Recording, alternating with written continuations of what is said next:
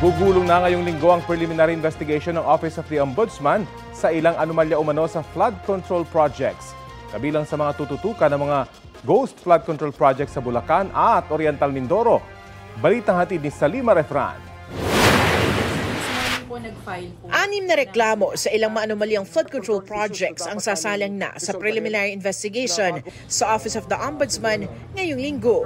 Yung case ng Mindoro Oriental at yung case ng Bulacan Ghost Projects, paumpisan ko na this week ang PI. Una rito ang mga reklamong graft at malversation of public funds na inirekomenda ng ICI para sa 289 million peso flood control project sa Nauhan Oriental, Mindoro. Sa SunWest Incorporated na dating pag-aari ni dating ako Bicol Party List Representative Saldi Co, napunta ang kontrata. Ang Department of Justice at NBI naman ang naghain ng ikalawang set ng mga reklamong graft, malversation through falsification at perjury para sa 5 ghost projects sa ilalim ng DPWH First Engineering District of Bulacan. Respondents dito sina dating District Engineer Henry Alcantara, dating Assistant District Engineers Bryce Hernandez at JP Mendoza, kontratistang si Sally Santos at iba pang tauhan ng DPWH. Kasi yan, kung fact-finding lang, meron nang naging pagtingin ang DOJ. Pero just the same, sa PI, pwede pa naman i-adjust lahat yan.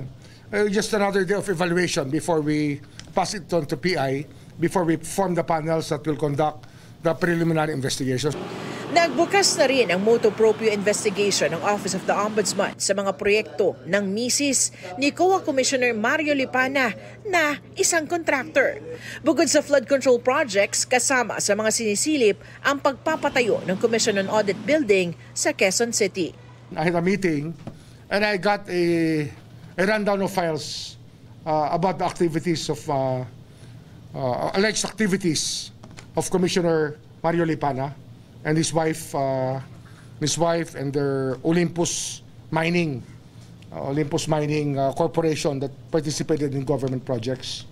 Not only government projects in DPWH, supply of fire trucks and other government stuff.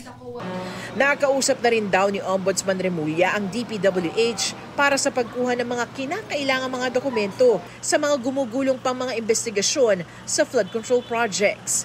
Isang DPWH Undersecretary raw ang tinalaga para rito. Samantala, hinihingi ni Remulla ang courtesy resignation ng 204 Office of the Ombudsman employees na inilagay raw sa pwesto nito lang Hulyo, panahong magre-retiro na ang dating ombudsman na si Samuel Martires. So they can reapply. You don't want to be arriving in a place, tapos lahat ng empty seats na in-expect mo ng mga para sa mga kasama mo, na-fill up na bigla. Hindi naman dapat gano'n, di ba? So marami kasing, yung parang considered as para midnight appointees. So we have to work that policy. Salima Refran, nagbabalita para sa GMA Integrated News.